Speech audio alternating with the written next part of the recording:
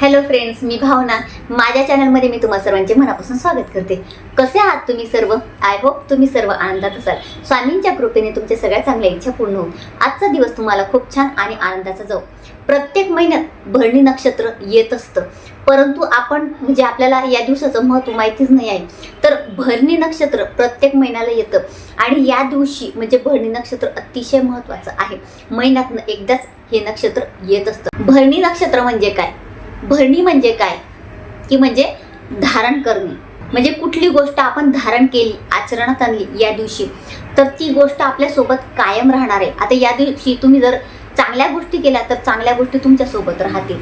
तर या दिवशी काही गोष्टी आहेत की ज्या आवर्जून करायच्या, त्या गोष्टी तुम्ही केल्या तर आयुष्यभर ते तुमच्यासोबत राहणार आहे आणि त्याचं फळ तुम्हाला मिळणार आहे. भरणी नक्षत्राचा शासक शुक्र ग्रह आहे, म्हणून यासाठी आपल्याला या गोष्टी करायच्या ज्या मी तुम्हाला सांगणार आहे. तर त्यामुळे काय होईल, आपल्या आयुष्यातले सर्व दुःख संकट दूर होतील आणि सुख समृद्धी आपल्या घरात येईल. तर या दिवशी आपल्याला काही गोष्टी करायच्या आहेत आणि काही गोष्टी अशा आहेत की आपल्याला चुकूनही या दिवशी करायच्या नाही. या दिवशी अशा गोष्टी जर केल्या तर आपल्याला म्हणजे मी तुम्हाला ज्या काही गोष्टी सांगणार आहे करायला, त्या तुम्ही करा किंवा नका करू, तुम्हाला त्याचं फळ तर मिळणारच नाही, परंतु तुमच्या आयुष्यात दुःख येते, तुमच्या आयुष्यात कधीच सुख येणार नाही. म्हणून आपल्याला काही गोष्टी अशा आहेत की या दिवशी करायच्या नाही. तर प्रत्येक महिन्याच्या भरणी नक्षत्र आपल्याला काही गोष्टी करायच्या असतात. तर त्या गोष्टी काय करायच्या आहेत, कोणी करायच्या आहेत आणि त्या गोष्टी केल्याने आपल्या आयुष्यात कोणते बदल होणार आहेत, याबद्दलची संपूर्ण माहिती मी तुम्हाला आजच्या व्हिडिओमध्ये देणार आहे. जर तुम्ही माझ्या चॅनलवर नवीन असणार आणि पहिल्यांदा हा व्हिडिओ बघत असणार आणि तुम्हाला हा व्हिडिओ आवडला तर व्हिडिओला एक लाईक नक्की करा. आणि आपलं भावनाज लाईफस्टाईल इंस्टाग्रामचं आणि फेसबुकचं एक पेज आहे, त्या पेजला सुद्धा फॉलो नक्की करा. या व्हिडिओच्या डिस्क्रिप्शन बॉक्समध्ये मी तुम्हाला त्याची लिंक देईल, तिथून तुम्ही मला फॉलो करू शकता. प्रत्येक महिन्यात भरणी नक्षत्र येत असतं. तर माघ महिन्यात भरणी नक्षत्र आता 27 तारखेला येणार आहे. मंगळवारी हे भरणी नक्षत्र आहे. तर आता भरणी नक्षत्र कसं ओळखायचं, तर हे बघा, आता ही आहे 27 तारीख. आता तुम्हाला उलट दिसत असेल तर हे बघा, इथे भरणी नक्षत्र आहे 27 तारखेला. आणि त्यानंतर फाल्गुन महिन्यात 23 तारखेला भरणी नक्षत्र येते बघा. आणि चैत्र महिन्यात 22 तारखेला भरणी नक्षत्र आहे.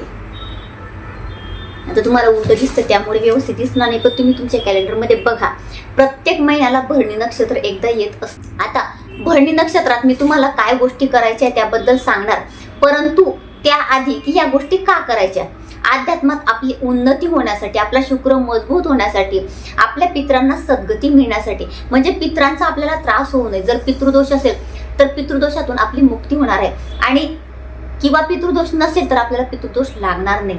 म्हणजे भरणी नक्षत्रात आपण या गोष्टी केल्या तर आपल्या आयुष्यातले अनेक दुःख अडचणी आपण दूर करू शकतो.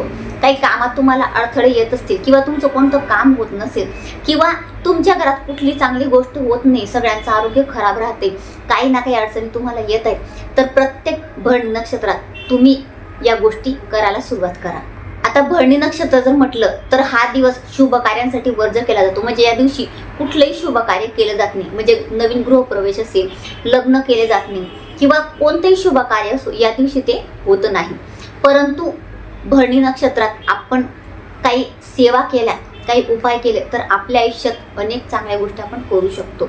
लक्ष्मीचा आपल्या घरात वास राहणार आहे, सुख समृद्धी तुमच्या घरात येणार आहे. फक्त तुम्हाला या गोष्टी करायच्या आहे. आता या दिवशी आपल्याला काय करायचं आहे, तर या दिवशी तुम्हाला सकाळी, दुपारी, सायंकाळी जसा वेळ मिळेल, म्हणजे महिला पुरुष कोणी या गोष्टी करू शकतं किंवा मुलं सुद्धा करू शकतात, मोठे मुलं असेल तर. ओम शिव शुक्राय नमः या मंत्राचा 108 वेळा तुम्हाला जप करायचा. माळेवर करा किंवा माळेवर शक्य नसेल तर तुम्ही काउंटरने मोजून केला तरी सुद्धा चालेल. या दिवशी जसं जमेल तसं तुम्हाला आवळ्याच्या झाडाची पूजा करायची आहे. तुमच्या घरात असेल तर तुम्ही करू शकता किंवा बाहेर जाऊन पण तुम्ही करू शकता.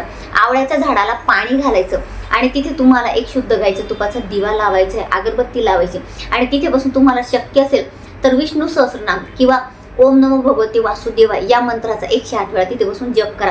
किंवा जप करणं शक्य नसेल तर फक्त तुम्ही दिवा अगरबत्ती लावली आणि भगवान विष्णूंना तुमची समस्या सांगितली तरी सुद्धा चालेल. भगवान विष्णूचा तुम्हाला आशीर्वाद प्राप्त होणार आहे. आणि कसं आहे, या दिवशी आपण जर ह्या गोष्टी केल्या तर आपल्या घरातली नकारात्मकता निघून जाते. म्हणजे जर तुमच्या घरात निगेटिव्हिटी असेल तर ती निघून जाईल, किंवा निगेटिव्हिटी येऊ नये यासाठी सुद्धा आपल्याला या गोष्टी करायच्या असतात. जर या दिवशी तुम्हाला शक्य असेल तर पांढरे वस्त्र परिधान करा, म्हणजे पांढऱ्या रंगाचे कपडे घाला. नसेल शक्य तर काही हरकत नाही, परंतु मी ज्या गोष्टी तुम्हाला सांगते त्या गोष्टी नक्की करा. सायंकाळी तुम्हाला या दिवशी म्हणजे सायंकाळी 6 ते 8 ते 9 वाजेपर्यंत, 9 एवढे वाजू नका, म्हणजे 6 ते 8च्या दरम्यान तुम्ही महालक्ष्मीची सेवा करा. म्हणजे महालक्ष्मीच्या समोर तुम्हाला धूपदीप लावायचा आहे, तिला एक फूल अर्पण करा. आणि त्यानंतर तुम्हाला तिथे बसून श्रीसूक्तम याचा पाठ करायचा आहे. म्हणजे एक वेळा श्रीसूक्तम पठण करायचं, किंवा महालक्ष्मी अष्टकम याचं पठण करा. आणि ओम श्री महालक्ष्मी नमः किंवा लक्ष्मी गायत्री मंत्र किंवा लक्ष्मीचा कमलात्मक मंत्र याची एक माळ जप करायचं, किंवा तेही शक्य नसेल तर श्री महालक्ष्मीचा बीज मंत्र आहे याची एक माळ जप करा, किंवा काउंटरवर केलं तरी सुद्धा चालेल. म्हणजे महालक्ष्मीचं तुम्ही सायंकाळी या दिवशी जर सेवा केली या भरणी नक्षत्रात, तर महालक्ष्मी आईची तुमच्यावर कृपा होणार आहे आणि तुमच्या घरात ती सुख समृद्धी घेऊन येणार आहे आणि तुमच्या घरातले सर्व अडचणी दुःख ती दूर करणार आहे. या दिवशी तूप, साखर, तांदूळ किंवा चांदीच्या वस्तू दान करण्याला अतिशय महत्त्व दिले गेलं आहे. या दिवशी दान धर्म केल्याने आपल्या पुण्याचा संचय वाढतो आणि आपल्या मागच्या जन्माचे जे कर्म असतात, वाईट कर्म, त्याचे जे भोग आपल्याला लागतात त्याची झड या जन्मात लागत नाही आणि हळूहळू ते भोग आपले कमी होतात आणि आपल्या आयुष्यातले दुःख दूर होतात. या दिवशी तुम्हाला शक्य असेल तर आवळ्याचं एक रोप लावा. तुम्ही घरात सुद्धा लावू शकता, किंवा तुम्ही बाहेर एखाद्या मंदिराजवळ किंवा तुम्हाला कुठे बाहेर जागा मिळेल तिथे सुद्धा तुम्ही आवळ्याचं एक रोप लावू शकता. तर या नक्षत्रात आपल्याला या गोष्टी करायच्या आहेत. तर या दिवशी या गोष्टी तुम्ही नक्की करा, ज्या मी तुम्हाला सेवा सांगितल्या किंवा ज्या ज्या गोष्टी सांगितल्या त्या करा. आणि एक गोष्ट आपल्याला आवर्जून या दिवशी करायची नाही आहे. तुम्ही व्यवस्थित बघा, ज्या ज्या दिवशी महिन्याचं भरणी नक्षत्र येतं ज्या महिन्यात, तर त्या दिवशी मांसाहार अजिबात करायचा नाही. मग मी ज्या गोष्टी तुम्हाला सांगितल्या सेवा वगैरे ते तुम्ही केले नाही केले, पण तुम्ही मांसाहार जर केला तर तुमच्या आयुष्यात कुठलीही चांगली गोष्ट होणार नाही, कुठलंही तुमचं काम होणार नाही. तुमच्या आयुष्यात दुःख अडचणी या सुरूच राहतील, कधीही संपणार नाही. तुम्हाला अडचणी येत राहतील, म्हणून या अशा गोष्टी करू नका. तर भरणी नक्षत्राला अतिशय महत्त्व दिले गेले आहे, म्हणून या दिवशी या गोष्टी नक्की करा. तुम्हाला जे शक्य होईल ते तुम्ही नक्की करा. घरातले एका व्यक्तीने केलं तरी सुद्धा चालेल, किंवा सर्वांनी केलं तरी सुद्धा चालेल. तर अतिशय छोटीशी माहिती ती जी मला तुम्हाला द्यायची होती. जर तुम्हाला माझा आजचा व्हिडिओ आवडला असेल तर व्हिडिओला लाईक, शेअर, चॅनलला सबस्क्राईब आणि आपल्या भावनाज लाईव्ह या फेसबुक पेजला आणि इंस्टाग्राम पेजला फॉलो नक्की करा. आणि कमेंटमध्ये श्री स्वामी समर्थ नक्की लिहा.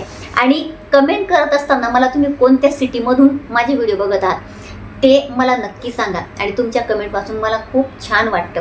आणि अशाच मला कमेंट्स करत राहा. जे जे मला कमेंट्स करतात ते ताई, ते दादा, सर्वांना मी मनापासून धन्यवाद म्हणते. त्यांना मनापासून त्यांचे मी आभार व्यक्त करते. त्यांना मनापासून थँक्स. इतकं तुम्ही मला भरभरून प्रेम देतात. स्वामींनी मला इतकी छान फॅमिली दिली आहे, मला अजून काय हवं.